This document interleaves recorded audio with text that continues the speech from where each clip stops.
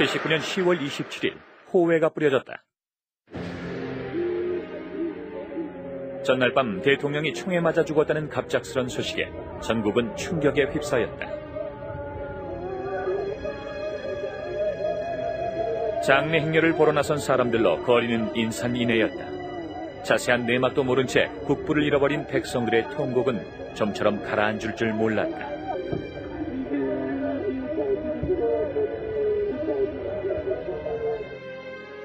대통령의 죽음은 김재규의 가족들에게도 날벼락 같은 소식이었다. 그들은 졸지에 암살범의 가족으로 내몰렸다. 수사를 마친 전두환 합동수사본부장은 권력 찬탈을 노린 계획범죄라고 발표했다. 대통령과 공무원실장을 살해하고 정권을 잡아보겠다는 망상으로 기회를 노려오는 중. 그러나 그것은 사건 직후 발표한 중간수사 결과와는 달랐다. 초기 수사에 참여한 수사 1국장은 충동에 의한 단순 살인이라고 단정했다. 왜 그러냐 그랬더니 자기들이 사실 자기 말 그대로죠. 뭐 사실 목장 다 비워가지고 말이지. 이거 소위 말하는 그 요새 말하는 그 자폭하는 그런 심정이죠 일종의. 아주 걔가 잘못했어요. 마지막에 내가 잘못했습니다. 내가 이래야 되는 건데 이거 어떻게 그 민주투사가 됩니까? 어차피 죽는 바에는. 그래가지고 사실 차지 처리가 이래야 되는데 그때 내가 가깝게서 이래 했어서 내가 잘못한 겁니다. 뭐 이러고 가면 되는 건 좋은 건데. 그러나 어떤 이유로도 국부를 시해한 폐륜하라는 멍해를 벗을 수는 없었다. 국민들의 원성은 그만큼 높았다. 언론도 흥분하기는 마찬가지였다. 사건의 원인을 규명하기보다 살인범의 처벌에 더 열을 올렸다. 정권의 방패막 구실을 해야 할 중앙정보부장이 바로 범인이었다는 사실에 국민들은 더욱 경악했다. 제가 현직 중앙정보부장입니다. 중앙정보부장이기 때문에 더구나 유신헌법을 지탕을 하는 주역의 한 사람입니다. 주역의 한 사람인 지가 어떻게 해야 이런 혁명을 했느냐. 이 점이 매우 해석하기 어려우실 겁니다. 유신 독재의 핵심 권력자 김재규. 대체 그는 무슨 이유로 박정희를 쏜 것일까? 79년 10월 26일 사건이 일어난 곳은 공정동 안가였다.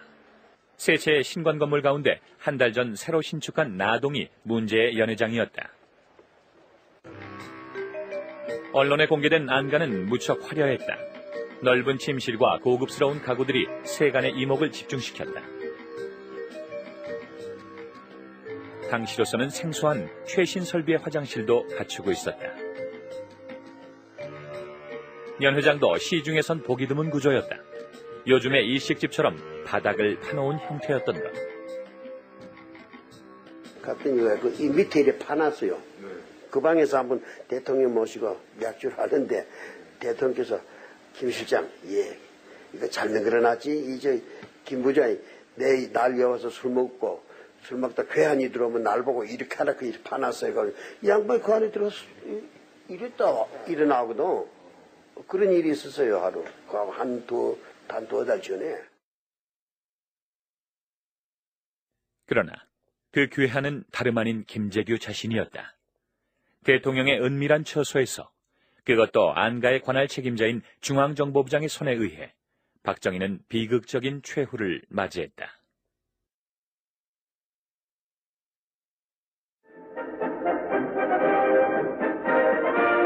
그날 오전 박정희 대통령은 삽교천 방조제 준공식에 참석했다. 헬기를 타고 오면서 반듯하게 정리된 경지를 본 대통령은 이날 무척 기분이 좋았다. 박 대통령은 연회를 준비하라고 지시했다. 김재규가 차지철로부터 통보를 받은 시간은 오후 4시경. 6시에 시작된 연회는 오전 행사와는 달리 분위기가 무거웠다. 화제는 부마 시위와 김영삼을 맴돌았다. 그날은 어떻게 유독히 사제철이 말을 그냥 자꾸 들으시고 이러더만요. 잠깐요 화제가 뭐 끊어지면은 이게 옆에서 또 그냥 차지철이가 그냥 또 저쪽 얘기를 하거든. 그럼 또 돌아가던 대통령이 생각이 말이야. 그것도 맞장구 치지거든. 이제 몇 번 그런 일이 있었어요. 그러니까 말이 탁 우선 적어지더구만. 지금 생각하니까 그래. 그때 그 당시 몰랐고 말이 적어지고. 말이 적어지던 김재규가 세 차례 드나들더니 총을 빼어들었다. 첫 발은 차지철에게 쏘았다. 그리고 또 한 발은 박정희의 왼쪽 가슴에 명중했다. 현장에는 2명의 여자가 동석했다. 그중 한 사람이 당시 여대생인 신모 씨. 일어나시라고 그랬더니 나는 못 일어날 것 같아요. 하는 게 평생 죽을 때까지 못 잊어버릴 것 같아요. 그 사람의 그 외침이. 그래요. 아주 보기가 무서워요. 평시에 아주 온화하게 좋게 보이던 사람도 그냥 귀신같이 얼굴이 되는데 그 당시에 김재규 얼굴은 그랬어요. 무서웠어요. 내가. 우발적인 흉돌 사태가 야기되어서 당시 현장에 있었던 대부분의 사람들은 우발적으로 일어난 사건이라고 보았다.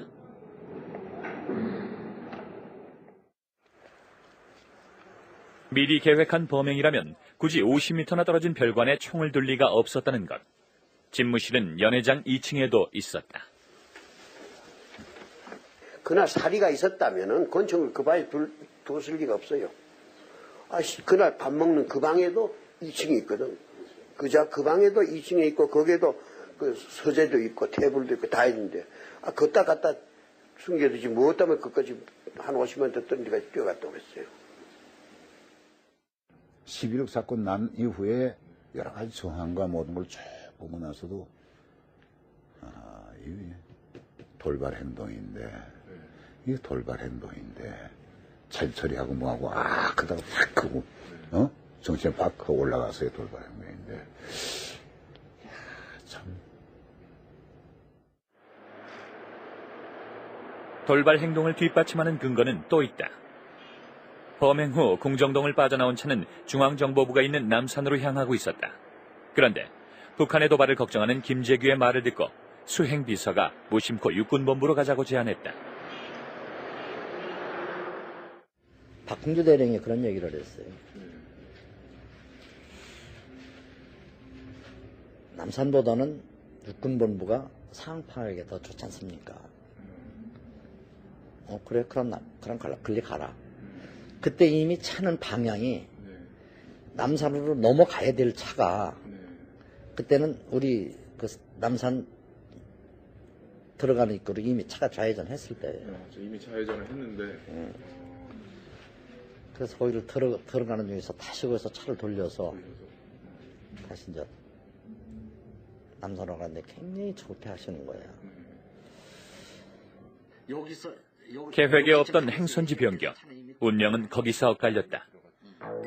이후 사태 장악을 위해선 중앙정보부로 갔어야 마땅했다. 갑자기 육군본부로 바꾼 건 사전에 계획된 일이 아니라는 걸 반증한다. 범행에 가담한 부하들도 30분 전에야 지시를 받았다. 느닷없는 명령. 하지만 거역할 수는 없었다. 분명 혁명이라고 들었다. 그 두 사람으로 하여금 오늘 저녁의 행동이 그 혁명이라고 하는 것을 확실히 십시오. 그렇게 얘기를 했습니다. 혁명이라는 말은 그날 밤 김계원도 들었다. 육군본부로 간 김재규는 김계원에게 혁명위원회 설치를 주장했다. 국방부 지하 벙커에 갔으니까 거기서 만나가지고 날 보고 그 얘기를 하더만 이제 4.19 때 혁명위원회를 맹글어야겠다. 뭐 이런 얘기를 날 보고 한 것 같아요. 혁명위원회라 그랬잖아 뭐.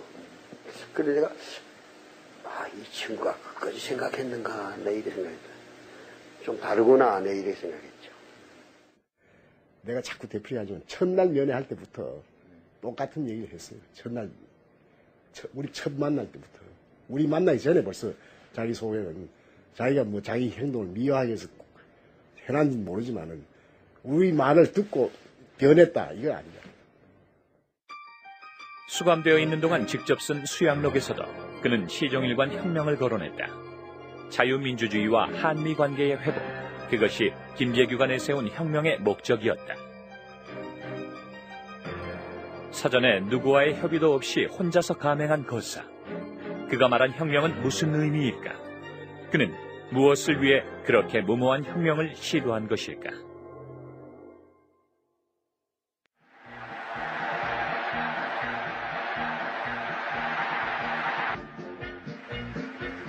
(1979년 6월) 말 미국의 카터 대통령이 한국을 방문했다.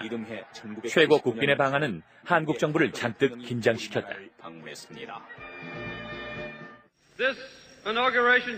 도덕 정치를 전면에 내걸고 인권 외교를 펼친 카터 정권의 등장은 박정희 대통령에겐 불행한 일이었다. 카터는 집권 초기부터 미군 철수론을 줄기차게 내세워 박정희의 불안감을 더욱 부채질했다. And so he was pushing very hard to have President Park Chung-hee move in that direction. The president, I think, shared the view that President Park had not put his full effort behind making the improvements that President Carter hoped to see. And as a result, he felt that they weren't cooperating as fully as he would like. 미국은 카터 취임 이전부터 박정희에 대해 여러 차례 경고를 보냈다. 이전 CIA 한국 지부장이었던 그레그도 박 대통령이 독재 정치를 지속하면 살아서 임기를 못 채울 것이라고 공공연하게 주장했다.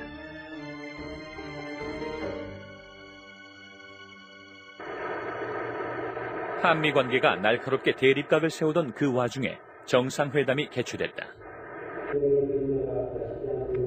연회석상에서 박정희는 한반도의 안보 문제를 역설했다. 무려 40분간 계속된 연설은 가뜩이나 불편한 카터의 심기를 건드렸다. 벌써 카터 표정이 조금 달라지더라고요. 그냥 아재 보니까 역시 그런 반응이 나오는데 너무 길에서 지쳤다 하는 걸 식으로 얘기를 한다는 거지. 아마 코스트가 박정희 대통령 카터하고 정상회담 하고 나서 바로 내방에 온다니까요. 4시에 바로 내방에 와요. 그냥 물어봐요. 그래서 정상회담이 어떻게 됐어 했더니 이 사람이 뭐라고 말하는지 알아요? It's a disaster. 그 40분간 강연한 것 때문에 그러시는군요. It's a disaster.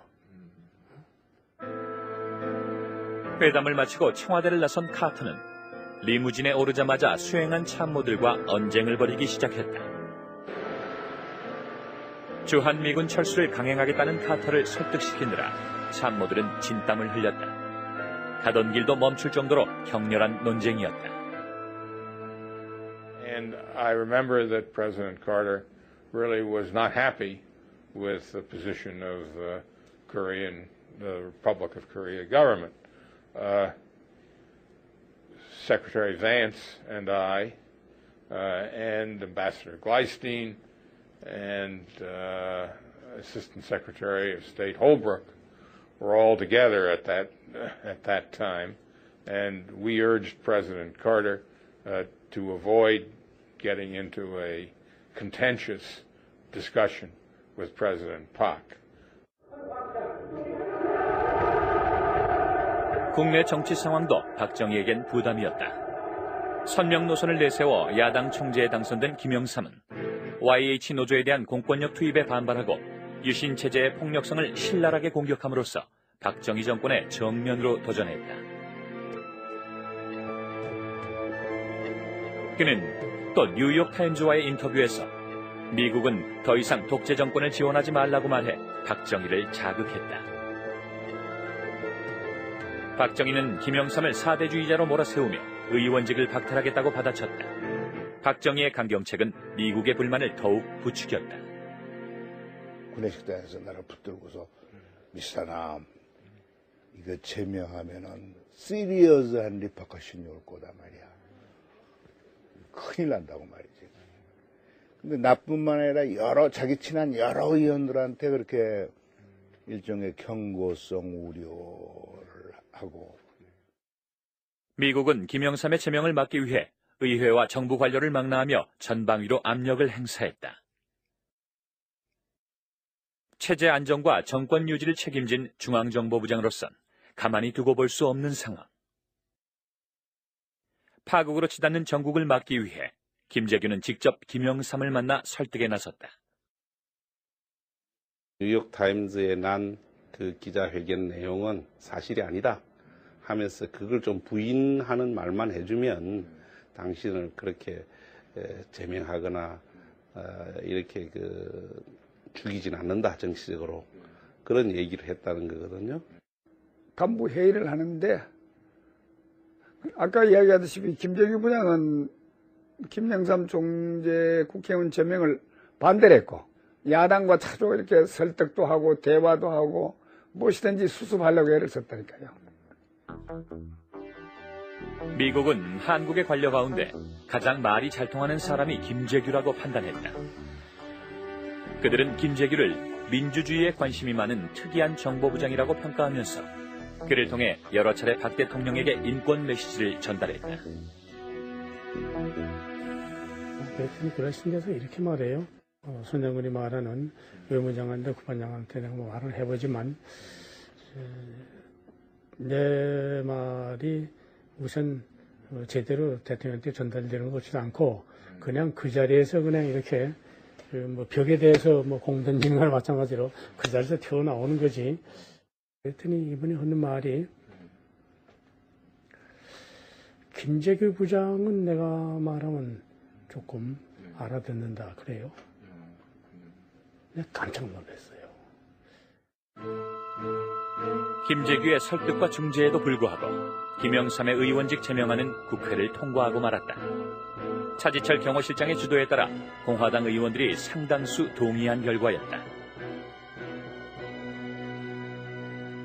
그렇게 되면서 이제 민심은 이미 박정희라고 하는 사람으로부터 거의 떠났을 때 아닌가? 많은 성당에서 또 교회에서 그때 우리가 지금 하나 생각나는 거는 우리들 표현을 빌리자면 이 마귀를 쫓아내달라 그랬고 악신을 쫓아내달라 그랬고 이 귀신을 없애달라고. 한미 관계라는 건 이런 말할 수가 없었고 매일 미국 신문에 톱 기사고 매일 텔레비에 그냥 야단이고. 그러니까 이제 지미 카터 대통령이 바로 그 79년 9월 중순경 어느 모임에서 박정희 정권은 제거돼야 할 악마의 정권이라고 했어요. 김영삼이 제명된 지 이틀 뒤인 10월 6일 글라이스틴 대사가 워싱턴으로 소환됐다. 미국은 21년 만에 다시 대사를 불러들이고 박 정권에 대해 차갑게 돌아섰다.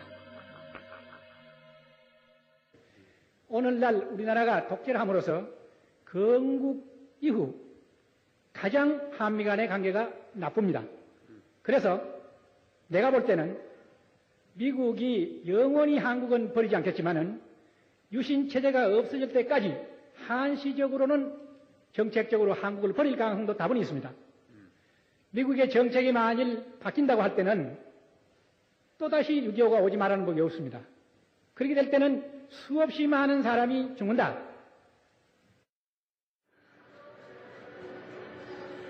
김재규의 우려와 달리 겉으로 보이는 전국은 별다른 동요가 없었다. 남쪽의 항구 도시 부산은 더욱이 평온해 보이기만 했다.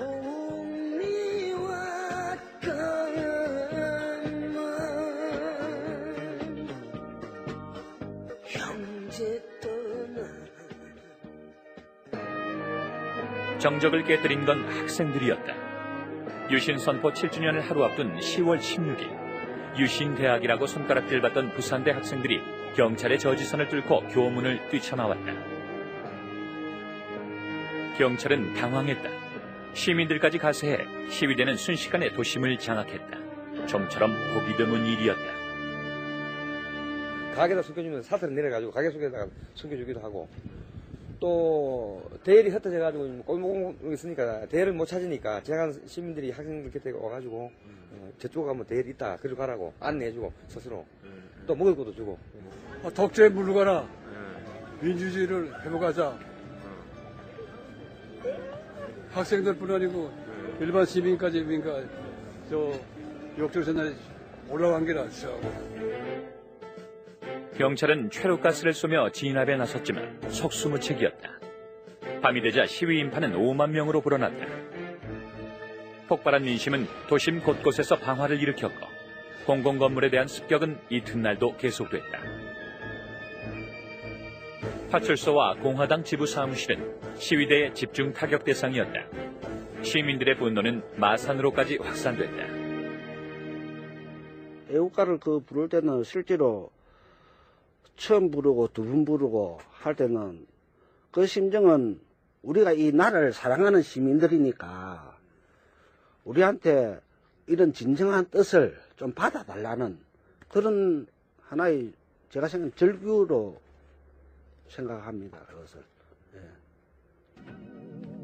계엄 선포 첫날인 18일 새벽 시위 사흘째인 18일 0시를 기해 계엄령이 떨어졌다. 서울과 포항 지역의 공수부대와 해병대가 긴급 투입되고 도심에는 탱크가 주둔했다. 시위대에겐 무자비한 폭력이 돌아왔다. 계엄군에 끌려간 사람들은 대부분 단순 가담한 시민들이었다. 부마 항쟁의 구속자 1,500여 명 가운데 학생은 수십 명에 불과했다. 대통령의 지침은 딱 하나예요. 단시간 내에 끝내라. 딱 그거 한마디예요.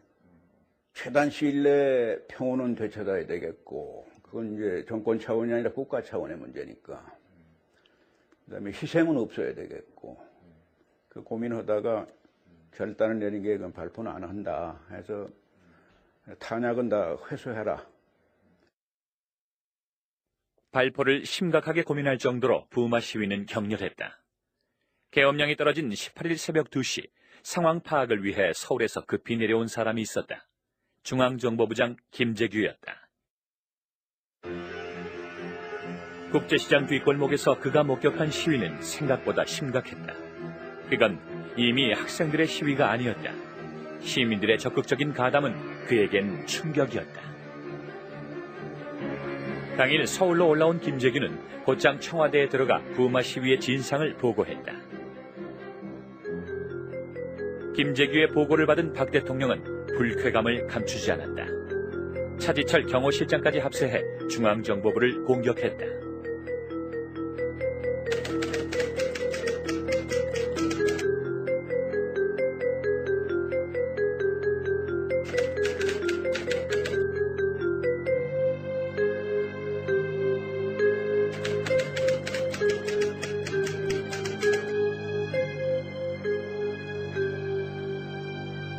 막강한 조직에다가 막강한 예산에 막강한 힘까지 다 줬는데 사전에 그런 애들이 전부 다 그런 업무를 하고 조직을 하고 하는 것도 그것도 정보도 입수해가지고 분석도 못하고 그 중앙정부 뭐 하는 게 중앙정부냐 식으로 상당히 질책을 받았다고 그래요.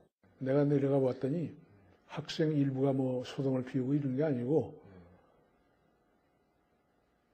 전체 학생들이 민중과 더불어 소위 밀란을 일으킨 상황이었다. 그게 끔찍한 얘기거든. 충정의 발로로 부산까지 직접 내려가 상황을 살피고 돌아왔으나 김재규에게 돌아온 것은 따가운 질책이었다. 대통령에 대한 실망감은 더욱 커졌다. 거사 하루 전인 10월 25일 청와대에서 다시 안보 소회의가 열렸다. 김재규는 보고서를 재차 작성해서 올렸고 대통령에 대한 그의 직언은 그것이 마지막이었다. 그러니 대통령이 그 보고를 한번 들어봤어요. 왜 났어?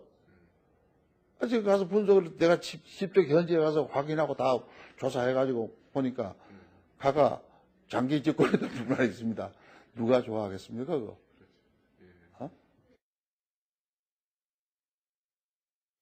박정희는 누구보다 김재규를 아꼈다. 그는 고향 후배이자 육사 동기였던 김재규를 권력의 요직에 중용했다. 김재규 역시 박정희 재임 18년 동안 충성을 다해 측근에서 보좌했다. 결과적으로 시해를 하셨지만은 평소에 대통령에 대한 충성심에 대해서는 저 개인적으로 의심을 안 합니다. 지극히 대통령을 잘 모시겠다 하는 그런 평소의 그 은행으로 봐서. 청와대에서 드러나는 이런 연락을 받으면은 그냥 가시질 않아요. 궁정리 돌려서 칫솔질이라도 하고 손발을 다시 닦고 머리라도 다시 빗고 아니면 머리가 좀 잘못해서 머리에도 감고 단장을 다시 하고 들어가시고. 그는 살해 후에도 박 대통령에 대한 예의를 잃지 않았다.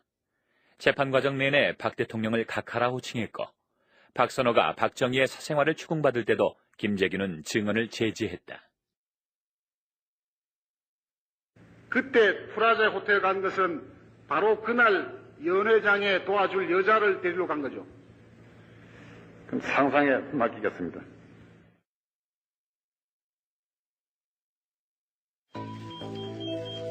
재판 과정에서 드러난 박 대통령의 사생활은 국민들에게 알려진 그의 이미지와는 전혀 딴판이었다. 18년간의 오랜 권력 유지에서 오는 피로감, 그것이 그를 괴롭히고 있다는 것을 안팎에서 이미 눈치채고 있었다. 그때 그 임기가 이건 마지막이겠지 하는 느낌은 내가 여러 번 가졌어요.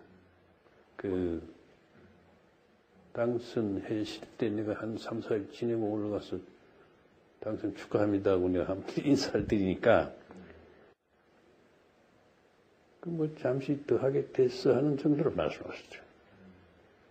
그러니까 당신도 내가 보는데 그때 이제 오래 집권하시고 이제 국내에서도 이렇게 반발이 있고 하니까 그만둘 때가 왔다는 생각을 하신 것 같아요. But informally, of course, we would discuss among ourselves what would happen after President Park. Not so much after his death, but after he stepped down, or if he should get incapacitated, or something like that. 79년 이미 대내외적으로 유신 체제의 붕괴 조짐이 감지되고 있었던 것. 그럴수록 박정희 대통령은 차지철 경호실장을 의지했다. 각하가 곧 국가라며 정권의 파수꾼을 자임한 차지철은 경호실의 권력을 과도하게 확장했다. 대통령의 등 뒤에서 실권을 휘두른 그를 박정희는 묵인했다. 차지철의 위세가 커질수록 온건파인 김재규의 우려는 깊어졌다. 늘 그런 점에 있어서 김재규가 염려하고 있더군. 어떤 점을요? 글쎄 대통령께서 너무 돌출해서 나가신다. 염려하는데 그러다가 보면 또 근데 차지철이 같은 놈이 옆에서 자꾸 바람 흘려서 더 하다 이런 얘기. 미국이 작성한 극비문서에서도 박정희와 차지철의 강경책이 국가를 위기에 빠뜨릴 것이라고 걱정하는 김재규의 고민이 드러나 있다. 11월 19일 미 대사가 본국에 보낸 전문에는 사건 한 달 전 김재규와 나눈 대화를 구체적으로 소개하고 있다.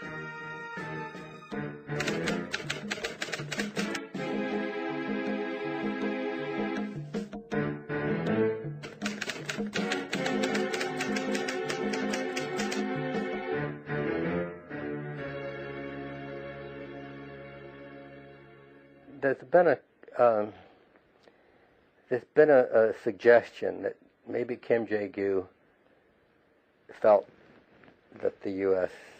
confidence in the president had been so reduced that he had to do something about it. That's pure speculation on our part. We don't know. 이 한미 동맹 그리고 이 국민의 지지 이 두 가지가 사실은 안보에 상당히 큰 양대 지주라고 할 수 있는데 박정희 정권 말기에 한미 동맹 관계도 많이 흔들리고 국민으로부터 어떤 지지도 상당히 격감한 그런 조건 속에서 군인이었고 그 박정희 오랜 동지였던 김재규가 뭔가 그런 관계를 획기적으로 전환시키고 돌파구를 열 수 있는 그런 방안에 대해서 아마도 상당히 심사숙고를 했을 겁니다. 국내외의 모든 정보를 관할하는 중앙정보부장이라는 직책. 그는 누구보다 정권의 위기를 발빠르게 감지한 인물이었다. 그래서 저는 여러 가지 생각했습니다. 지 나이 이제 참 거기는 53세로 되어 있습니다만 사실은 55세입니다. 그러니 뭐 지 나이 한 10년이나 20년 끊어바치더라도 좋으니까 이 나라의 자유민주주의 회복시켜놓자. 결국은 나의 명예고 힘이고 목숨이고 또 대통령각하고 나하고 관계에 있어서의 그 의리도 이 소위에 속하는 건 한꺼번에 다 끊어바친다. 그래서 대의를 위해서 내 목숨 하나 버려버린다.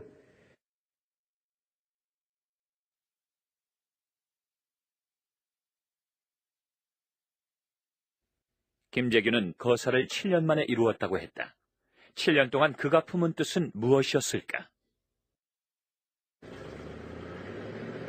71년 대통령 선거는 박정희에겐 위기였다.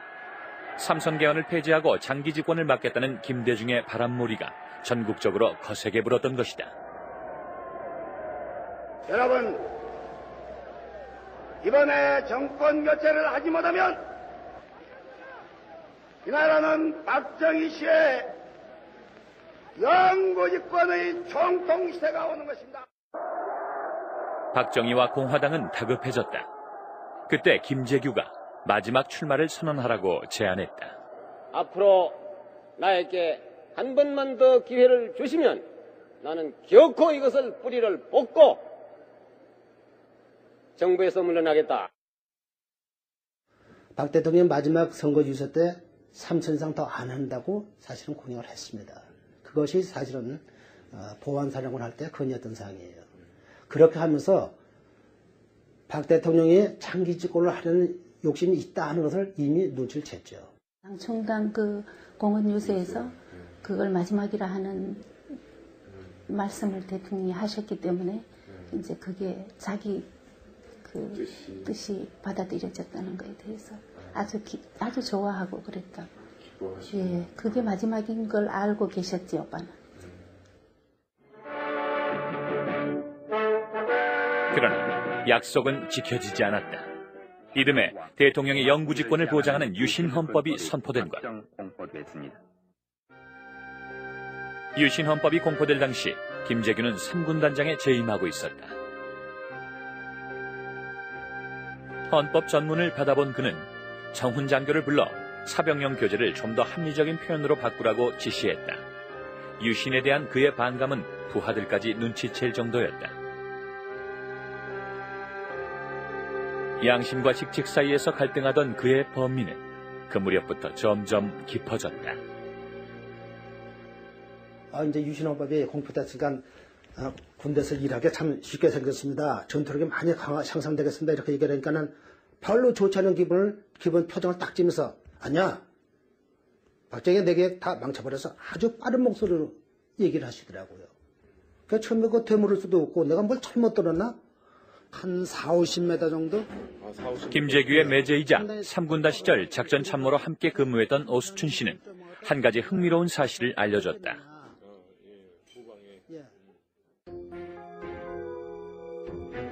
유신이 선포된 이후 김재규가 박 대통령을 연금하기 위해 철조망을 새로 설치했다는 것. 3군단 사령부 뒤쪽에 위치한 군단장 관사 울타리를 최전방에 세우는 철책으로 교체하고 밖으로 나가지 못하도록 철책 상단을 안쪽으로 꺾어 놓았다고 했다. 이 사실은 김재규도 법정에서 진술했다. 대통령 각하께서 전방을 연말에 쭉 군단까지를 순실하셨습니다. 그때 상군단의 순실을 하여 오실지게 상군단에서 각하를 연금을 해놓고 그 자리에서 노금 대포를 갖다 대고 각하로 하여금 하야 근무를 드리려고 그랬습니다.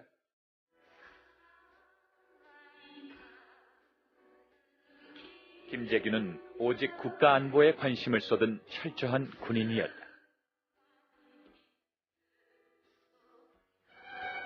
그가 전역하면서 남긴 시 통일송은 반공과 통일에 대한 심정을 절절히 말하고 있다.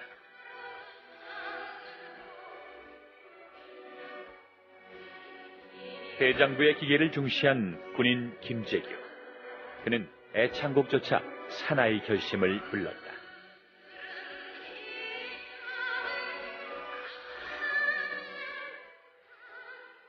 그런데 체제 수호에 매달렸던 김재규가 뜻밖의 사람과 인연을 맺고 있었다. 장준하. 그는 그는 박정희의 정적으로 75년 의문의 죽음을 당한 인물이었다. 그 당시 장준하 선생은 어떻게든지 올가매려고 많이 애를 썼는데 그 문제를 갖고선 문제가 있었을 때 장준하 선생이 이제 김재규 그때 보안사령관인가 뭐 그럴 때 그때 막 가서 만난 적이 있었죠. 저희가 소위 비를 피할 수 있는 조그만 아파트를 월세로 얻을 수 있는, 월세는 전세로 얻을 수 있는 그런 그 경제적인 도움을 몰래 주셨죠. 국회 외무국방위 소속 의원이었던 장준하는 군인 김재규와 꽤 오래전부터 알고 지냈다. 제2야 지도자와 중앙정보부장의 만남. 그들은 어떤 관계였을까? 선생님 무슨 불편한 일 있으십니까? 하는데 선생님이 아무 소리 않더니 그럼 장관이 그렇게 좋아? 한마디 하시는 거예요. 신문을 하나 갖다 주면서 잠깐 보고 달라고. 그래서 보니까 거기에 장관 임명식이 있었고 김재규 씨가 건설부 장관에 임명된 걸 알았죠. 광복군 장교 출신인 장준하는 생전에 양심적 군인에 의한 무력 투쟁만이 박정희 군사 독재를 무너뜨릴 수 있다고 자주 피력했다. 장쌤은 양심적 군인이 있다. 이 정권은 무력을 가진 군인만이 그 청산시킬 수가 있고, 그리고 그 군인이 민간 정치인들에게 권력을 이양할 수 있는 양심적인 군인이 있다라고 하셨는데, 그 장담했던 그 사람이 나는 김재규 장군이라고 보는 거죠. 김재규의 행적 중 또 하나 특이한 부분은 당시 민주화운동의 지도자인 김수환 추기경과 여러 차례 접촉했던 것. 74년 민청학년 사건으로 처음 추기경을 찾아온 김재규는 의미심장한 말을 건넸다. 처음부터 어떤 환자가 있으면 그 환자에게 굳은 음식을 줄 수는 없지 않습니까?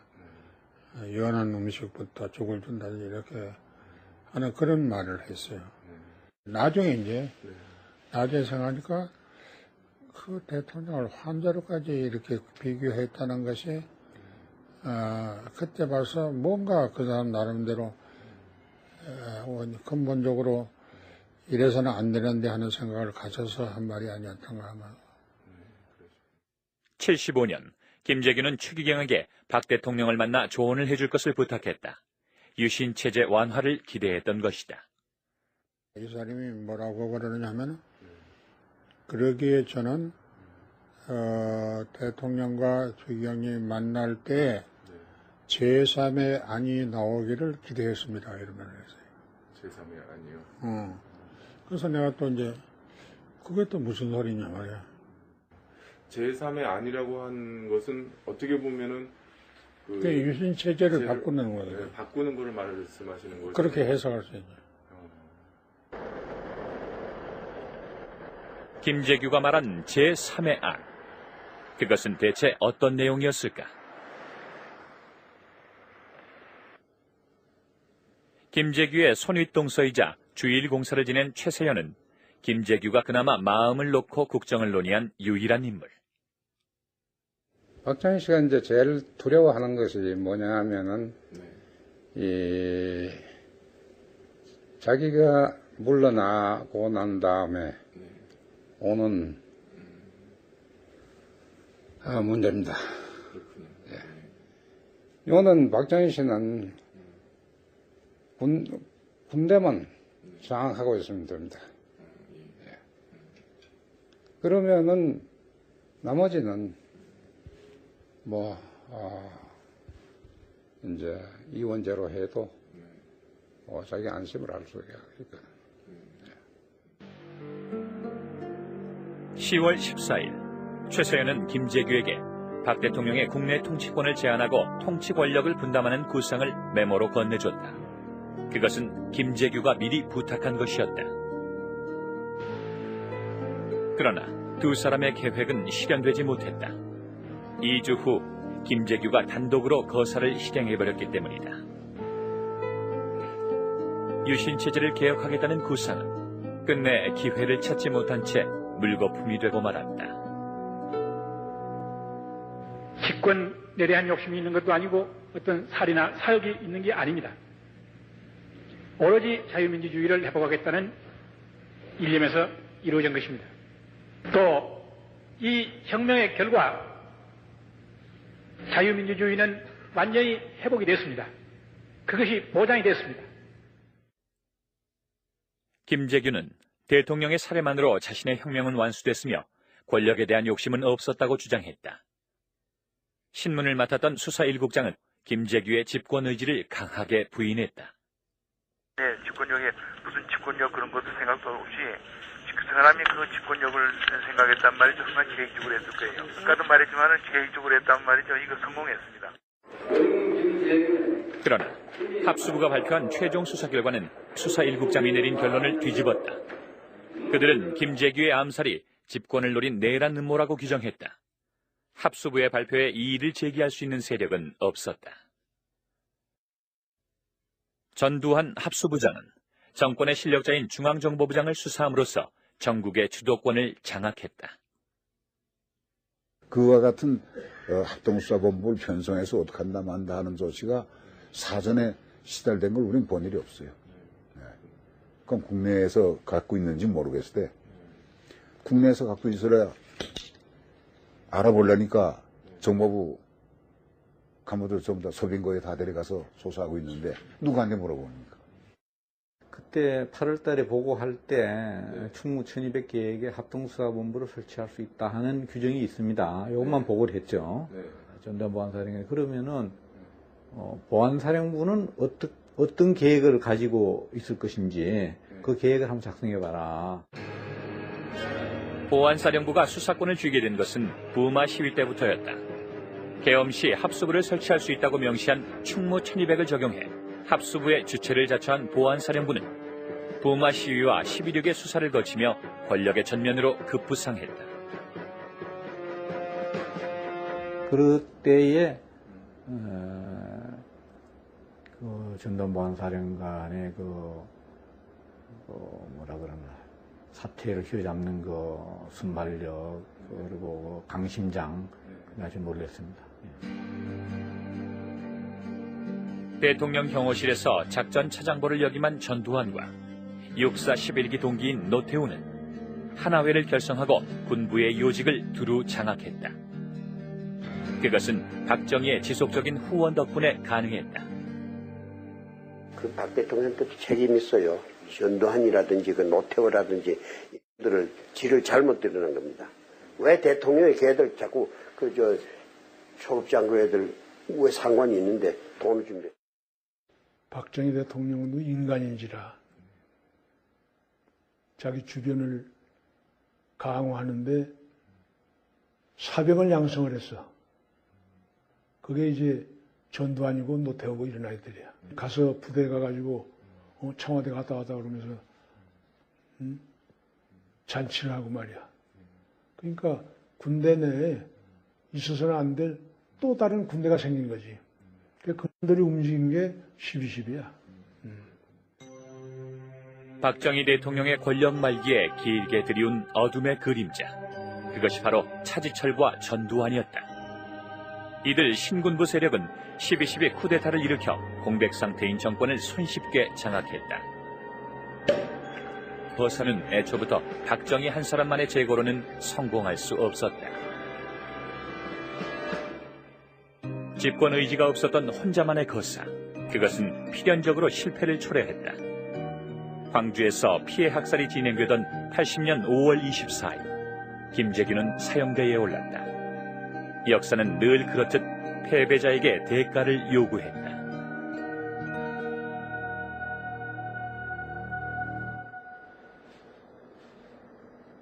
김재규의 처형은 대법원에서 형이 확정된 지 나흘 만에 서둘러 진행됐다.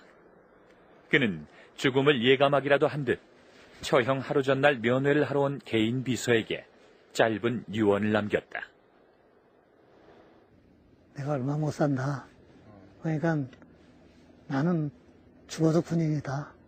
군인이니까 뭐 부장이라든지 뭐 이런 걸 사후에 지방혈약도 쓰지 말고 나는 육군 중장이다. 육군 중장으로 입혀놓으면 나는 군인이니까 모든 걸 그렇게 해라. 그리고 내가 죽으면은 수의를 마지막 입었던 동정복으로 수의를 입혀달라. 그러시더라고요. 그래서 여기 한 절, 두 절, 그러나 세 절, 네 그의 절. 유언은 지켜지지 않았다. 장례식도 비밀에 붙여져 가족들만 참석이 허락됐다. 박정희의 암살범이라는 굴레는 죽어서도 별반 달라진 게 없었다. 벌써 25년이 흘렀지만 무덤의 상석과 비석은 매번 새로운 상처가 생겨났다. 이해가 안 가는 일이죠. 지금 돌아가신 지가 20년이 넘었는데 와서 묘에서 늘어내는 거는 참 제가 보기엔 이해가 안 가는 일이죠. 박정희 유신체제의 공포정치를 마감한 김재규. 그러나 역사는 아직 그를 패배자로 기록하고 있다. 나무가 많이 자랐어요.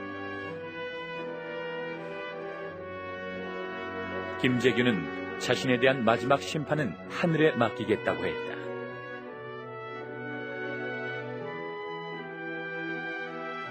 유신의 심장을 쏜 그만의 혁명. 심판은 아직 끝나지 않았다.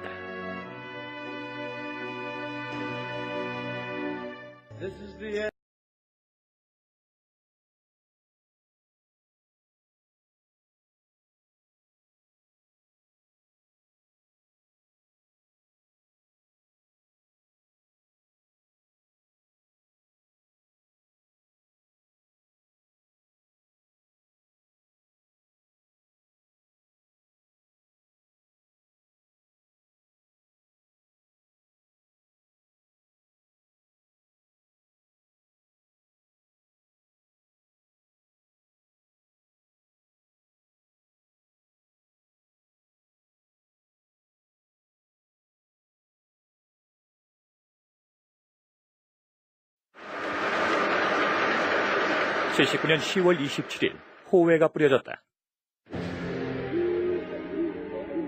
전날 밤 대통령이 총에 맞아 죽었다는 갑작스런 소식에 전국은 충격에 휩싸였다. 장례 행렬을 보러 나선 사람들로 거리는 인산인해였다. 자세한 내막도 모른 채 국부를 잃어버린 백성들의 통곡은 좀처럼 가라앉을 줄 몰랐다.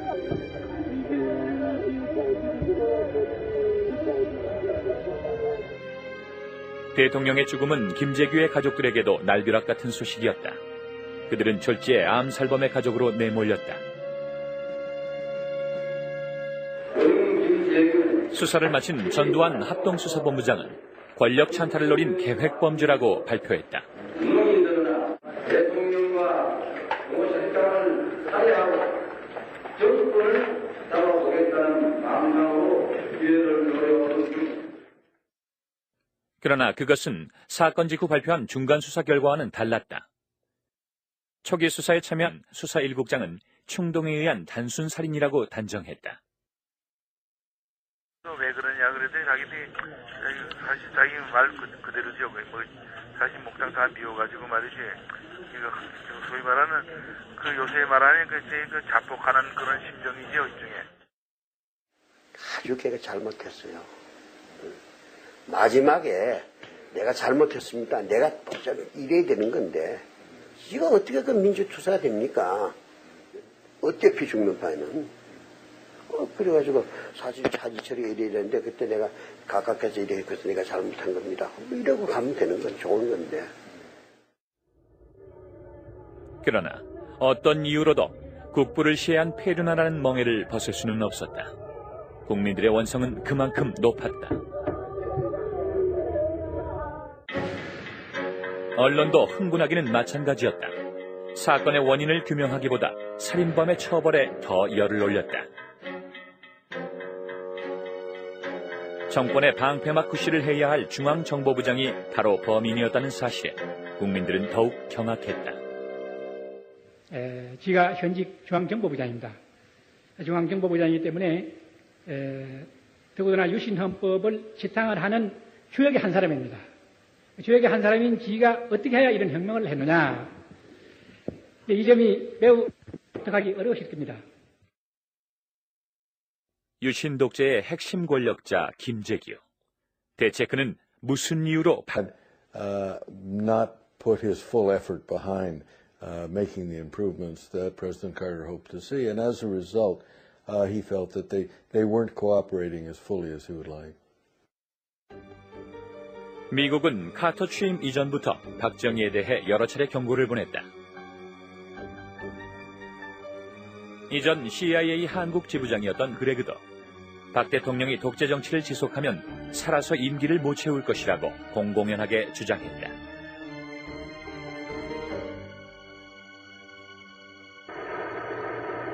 한미 관계가 날카롭게 대립각을 세우던 그 와중에 정상회담이 개최됐다. 연회석상에서 박정희는 한반도의 안보 문제를 역설했다. 무려 40분간 계속된 연설은 가뜩이나 불편한 카터의 심기를 건드렸다. 벌써 카터 표정이 조금 달라지더라고요. 그냥 아직 보니까 역시 그런 반응이 나오는데 너무 길에서 지쳤다 하는 걸 식으로 얘기를 한다는 거지. 아마 코스트가 박정희 대통령 카터하고 정상회담 하고 나서 바로 내방이 온다니까요. 4시에 바로 내방이 와요. 그냥 물어봐요. 그래서 정상회담이 어떻게 됐어 했더니 이 사람이 뭐라고 말하는지 알아요? It's a disaster. 그 40분간 강연한 것 때문에 그러시는군요. It's a disaster. 회담을 마치고 청와대를 나선 카터는 리무진에 오르자마자 수행한 참모들과 언쟁을 벌이기 시작했다. 주한미군 철수를 강행하겠다는 카터를 설득시키느라 참모들은 진땀을 흘렸다. 가던 길도 멈출 정도로 격렬한 논쟁이었다. And I remember that President Carter really was not happy with the position of the Republic of Korea government. Secretary Vance and I, and Ambassador Gleistein, and Assistant Secretary of State Holbrooke were all together at that time, and we urged President Carter to avoid getting into a contentious discussion with President Park. 국내 정치 상황도 박정희에겐 부담이었다. 선명 노선을 내세워 야당 총재에 당선된 김영삼은 YH 노조에 대한 공권력 투입에 반발하고 유신 체제의 폭력성을 신랄하게 공격함으로써 박정희 정권의 정면으로 도전했다. 박정희를 쏜 것일까? 79년 10월 26일 사건이 일어난 곳은 공정동 안가였다. 세 채의 신관 건물 가운데 한 달 전 새로 신축한 나동이 문제의 연회장이었다. 언론에 공개된 안가는 무척 화려했다. 넓은 침실과 고급스러운 가구들이 세간의 이목을 집중시켰다. 당시로서는 생소한 최신 설비의 화장실도 갖추고 있었다. 연회장도 시중에선 보기 드문 구조였다. 요즘의 일식집처럼 바닥을 파놓은 형태였던 것. 같은 경우에 이 밑에 이렇게 파놨어요. 그 방에서 한번 대통령 모시고 약주를 하는데 대통령께서 김 실장, 예, 이거 잘 만들어놨지. 이제 김 부장이 날 여와서 술 먹다 괴한이 들어오면 날 보고 이렇게 하라 그 이렇게 파놨어요. 이 양반이 그 안에 들어가서 이랬다 일어나거든. 그런 일이 있었어요 하루. 한 두어 달 전에. 그러나 그 괴한은 다름 아닌 김재규 자신이었다. 대통령의 은밀한 처소에서, 그것도 안가의 관할 책임자인 중앙정보부장의 손에 의해 박정희는 비극적인 최후를 맞이했다.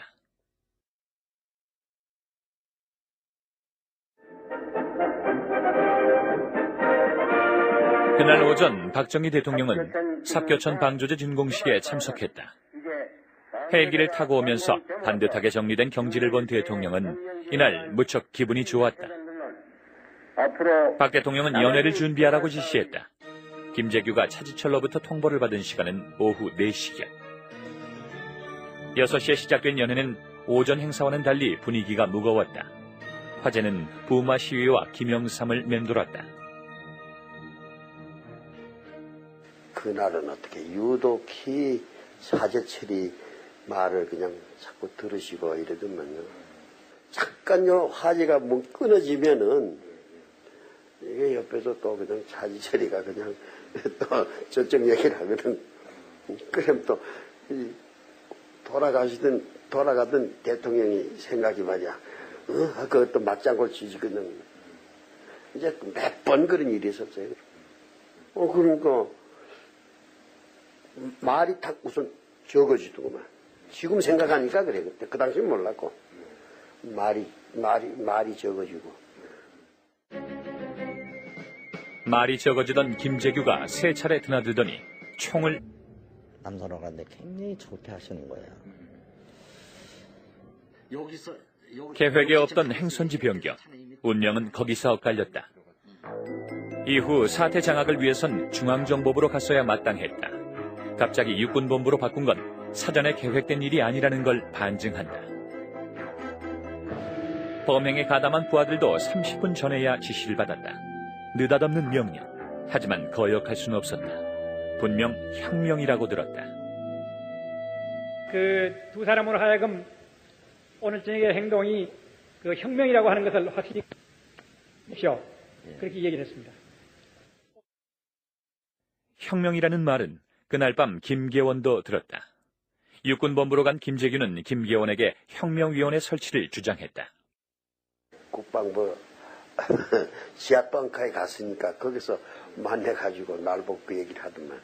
이제 4.19 때 혁명위원회를 맹글어야겠다. 뭐 이런 얘기를 날 보고 한 것 같아요. 혁명위원회라 그랬잖아 뭐. 그래서 내가 이 친구가 그까지 생각했는가 내 이래 생각했다. 좀 다르구나 내 이래 생각했죠. 내가 자꾸 되풀이하지만 첫날 면회할 때부터 똑같은 얘기를 했어요. 첫날 우리 첫 만날 때부터 우리 만나기 전에 벌써 자기 소개는 자기가 뭐 자기 행동을 미화하기 위해서 해놨는지 모르지만은 우리 말을 듣고 변했다 이거 아니야. 수감되어 있는 동안 직접 쓴 수양록에서도 그는 시종일관 혁명을 거론했다. 자유민주주의와 한미 관계의 회복, 그것이 김재규가 내세운 혁명의 목적이었다. 사전에 누구와의 협의도 없이 혼자서 감행한 거사. 그가 말한 혁명은 무슨 의미일까? 그는 무엇을 위해 그렇게 무모한 혁명을 시도한 것일까?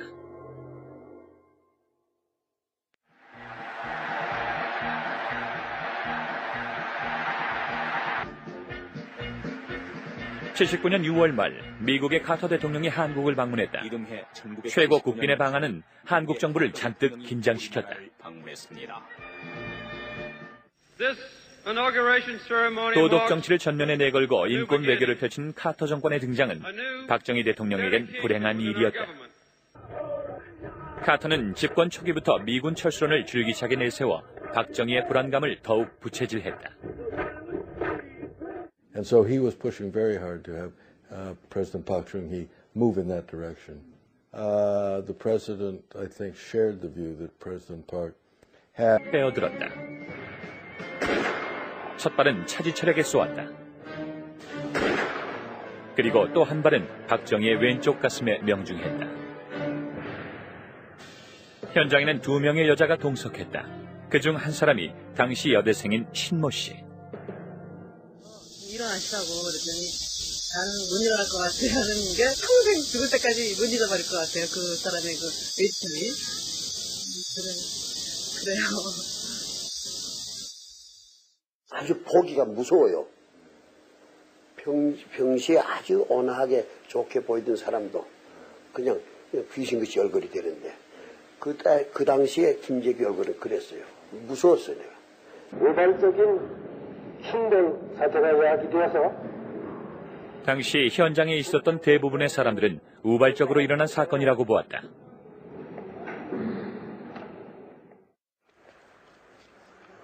미리 계획한 범행이라면 굳이 50m나 떨어진 별관에 총을 둘 리가 없었다는 것. 집무실은 연회장 2층에도 있었다. 그날 사리가 있었다면은 권총을 그 방에 뒀을 리가 없어요. 그날 밥 먹는 그 방에도 2층에 있거든. 그 방에도 2층에 있고 거기에도 그 서재도 있고 테이블도 있고 다 있는데 걷다 갔다 숨겨두지 뭐 때문에 그까지 한 50만 더 뜬 데가 뛰어갔다고 했어요. 11.6 사건 난 이후에 여러 가지 정황과 모든 걸 쭉 보고 나서도 이게 돌발 행동인데 이게 돌발 행동인데 처리하고 뭐하고 그다가 확 크고 정신에 팍 하고 올라가서의 돌발 행동인데 참. 돌발 행동을 뒷받침하는 근거는 또 있다. 범행 후 공정동을 빠져나온 차는 중앙정보부가 있는 남산으로 향하고 있었다.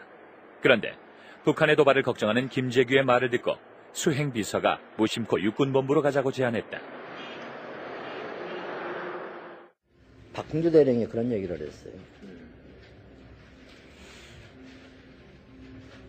남산보다는 육군본부가 상황파악에 더 좋지 않습니까? 그래, 그럼 글리 가라. 그때 이미 차는 방향이 남산으로 넘어가야 될 차가 그때는 우리 그 남산 들어가는 입구로 이미 차가 좌회전했을 때예요. 이미 좌회전을 했는데. 그래서 거기를 들어가는 중에서 다시 거기서 차를 돌려서 다시 이제 자꾸 되풀이하지만 첫날 면회할 때부터 똑같은 얘기를 했어요. 첫날 우리 첫 만날 때부터 우리 만나기 전에 벌써 자기 소개는 자기가 뭐 자기 행동을 미화하기 위해서 해놨는지 모르지만은 우리 말을 듣고 변했다 이거 아니다. 수감되어 있는 동안 직접 쓴 수양록에서도 그는 시종일관 혁명을 거론했다. 자유민주주의와 한미 관계의 회복, 그것이 김재규가 내세운 혁명의 목적이었다. 사전에 누구와의 협의도 없이 혼자서 감행한 거사. 그가 말한 혁명은 무슨 의미일까? 그는 무엇을 위해 그렇게 무모한 혁명을 시도한 것일까?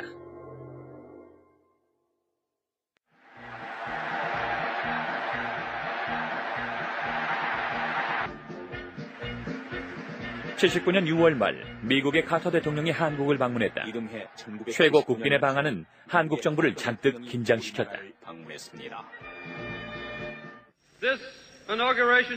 도덕 정치를 전면에 내걸고 인권 외교를 펼친 카터 정권의 등장은 박정희 대통령에겐 불행한 일이었다. 카터는 집권 초기부터 미군 철수론을 줄기차게 내세워 박정희의 불안감을 더욱 부채질했다. And so he was pushing very hard to have President Park Chung-hee move in that direction. The president, I think, shared the view that President Park had not put his full effort behind making the improvements that President Carter hoped to see. And as a result, he felt that they weren't cooperating as fully as he would like. 미국은 카터 취임 이전부터 박정희에 대해 여러 차례 경고를 보냈다. 이전 CIA 한국 지부장이었던 그레그도 박 대통령이 독재 정치를 지속하면 살아서 임기를 못 채울 것이라고 공공연하게 주장했다.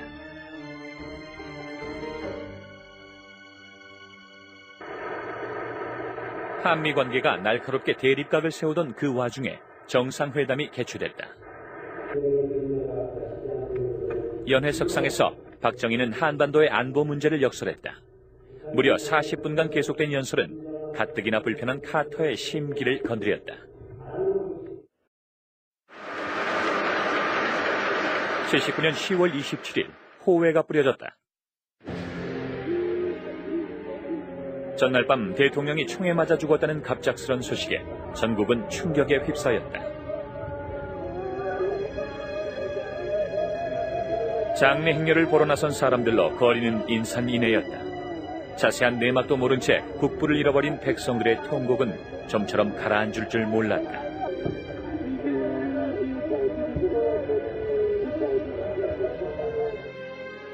대통령의 죽음은 김재규의 가족들에게도 날벼락 같은 소식이었다. 그들은 졸지에 암살범의 가족으로 내몰렸다. 수사를 마친 전두환 합동수사본부장은 권력 찬탈을 노린 계획범죄라고 발표했다. 국민들은 대통령과 공무실장을 살해하고 정권을 잡아보겠다는 망상으로 기회를 노려오는. 그러나 그것은 사건 직후 발표한 중간수사 결과와는 달랐다. 초기 수사에 참여한 수사 1국장은 충동에 의한 단순 살인이라고 단정했다. 왜 그러냐 그랬더니 자기들이 사실 자기 말 그대로죠. 뭐 사실 목장 다 비워가지고 말이지. 이거 소위 말하는 그 요새 말하는 그 자폭하는 그런 심정이죠 일종의. 아주 걔가 잘못했어요. 마지막에 내가 잘못했습니다. 내가 이래야 되는 건데 이거 어떻게 그 민주투사가 됩니까? 어차피 죽는 바에는. 그래가지고 사실 차지 처리가 이래야 되는데 그때 내가 가깝게서 이래 했거든 내가 잘못한 겁니다. 이러고 가면 되는 건 좋은 건데. 그러나 어떤 이유로도 국부를 시해한 폐륜하라는 멍해를 벗을 수는 없었다. 국민들의 원성은 그만큼 높았다. 언론도 흥분하기는 마찬가지였다. 사건의 원인을 규명하기보다 살인범의 처벌에 더 열을 올렸다. 정권의 방패막 구실을 해야 할 중앙정보부장이 바로 범인이었다는 사실에 국민들은 더욱 경악했다. 지가 현직 중앙정보부장입니다. 중앙정보부장이기 때문에 더구나 유신헌법을 지탕을 하는 주역의 한 사람입니다. 주역의 한 사람인 지가 어떻게 해야 이런 혁명을 했느냐. 이 점이 매우 납득하기 어려우실 겁니다. 유신 독재의 핵심 권력자 김재규. 대체 그는 무슨 이유로 박정희를 쏜 것일까? 79년 10월 26일 사건이 일어난 곳은 공정동 안가였다. 세 채의 신관 건물 가운데 한 달 전 새로 신축한 나동이 문제의 연회장이었다. 언론에 공개된 안가는 무척 화려했다. 넓은 침실과 고급스러운 가구들이 세간의 이목을 집중시켰다. 당시로서는 생소한 최신 설비의 화장실도 갖추고 있었다. 연회장도 시중에선 보기 드문 구조였다. 요즘의 일식집처럼 바닥을 파놓은 형태였던 것. 갔더니 이 밑에 이렇게 파놨어요. 그 방에서 한번 대통령 모시고 약주를 하는데 대통령께서 김 실장, 예, 이거 잘 만들어놨지? 이제 김 부장이 날 여와서 술 먹다 괴한이 들어오면 날 보고 이렇게 하라 그 이렇게 파놨어요.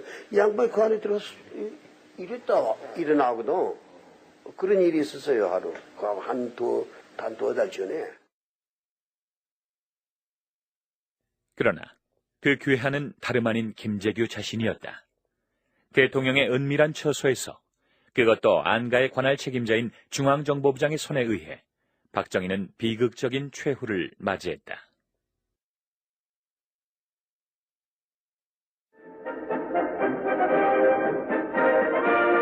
그날 오전 박정희 대통령은 삽교천 방조제 준공식에 참석했다. 헬기를 타고 오면서 반듯하게 정리된 경지를 본 대통령은 이날 무척 기분이 좋았다. 박 대통령은 연회를 준비하라고 지시했다.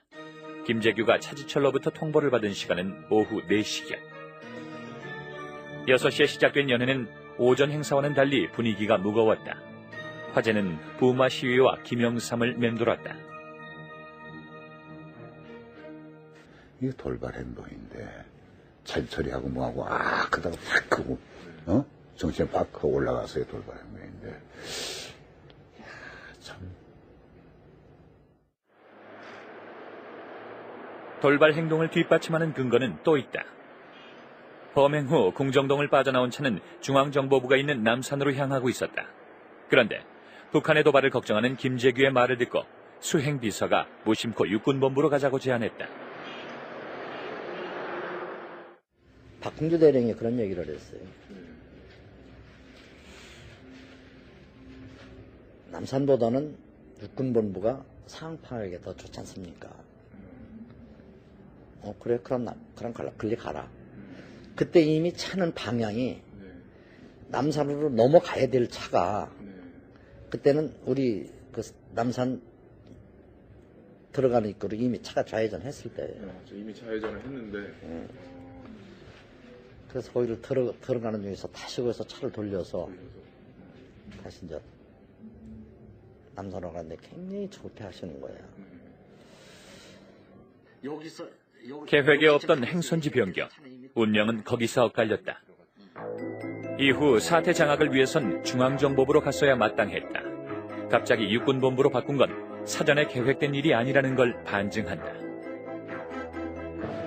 범행에 가담한 부하들도 30분 전에야 지시를 받았다. 느닷없는 명령. 하지만 거역할 수는 없었다. 분명 혁명이라고 들었다. 그 두 사람으로 하여금 오늘 저녁의 행동이 그 혁명이라고 하는 것을 확실히 하십시오.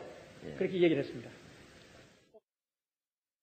혁명이라는 말은 그날 밤 김계원도 들었다. 육군본부로 간 김재규는 김계원에게 혁명위원회 설치를 주장했다. 국방부 지하방카에 갔으니까 거기서 만나가지고 날 보고 그 얘기를 하더만 이제 그 4.19 때 혁명위원회를 맹글어야겠다 뭐 이런 얘기를 날 보고 한 것 같아요. 혁명위원회라 그랬잖아 뭐. 그래 내가 이 친구가 그까지 생각했는가 내 이래 생각했다. 좀 다르구나 내 이래 생각했죠. 내가 그날은 어떻게 유독히 사제철이 말을 그냥 자꾸 들으시고 이러더만요. 잠깐요 화제가 뭐 끊어지면은 이게 옆에서 또 그냥 사제철이가 그냥 또 저쪽 얘기를 하거든. 그럼 또 돌아가던 대통령이 생각이 말이야. 그것도 맞장구를 치시거든.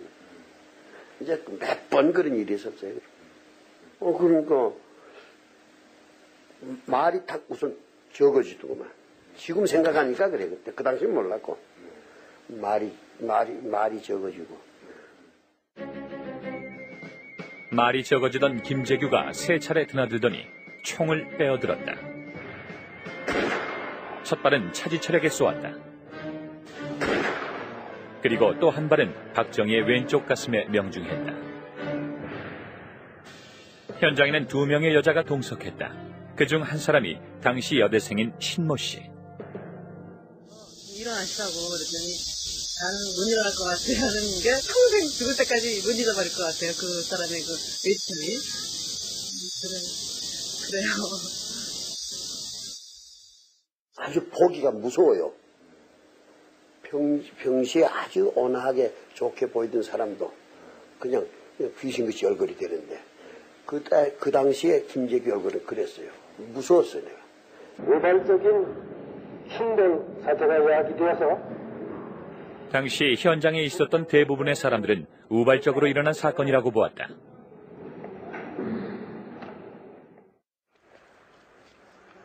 미리 계획한 범행이라면 굳이 50m나 떨어진 별관에 총을 둘 리가 없었다는 것. 집무실은 연회장 2층에도 있었다. 그날 사리가 있었다면은 권총을 그 방에 뒀을 리가 없어요. 그날 밥 먹는 그 방에도 2층에 있거든. 그 방에도 2층에 있고 거기에도 그 서재도 있고 테이블도 있고 다 있는데 걷다 갖다 숨겨두지 못하면 그까지 한 50만 더 뜬 데가 뛰어갔다고 했어요. 11.6 사건 난 이후에 여러 가지 정황과 모든 걸 쭉 보고 나서도 이 돌발 행동인데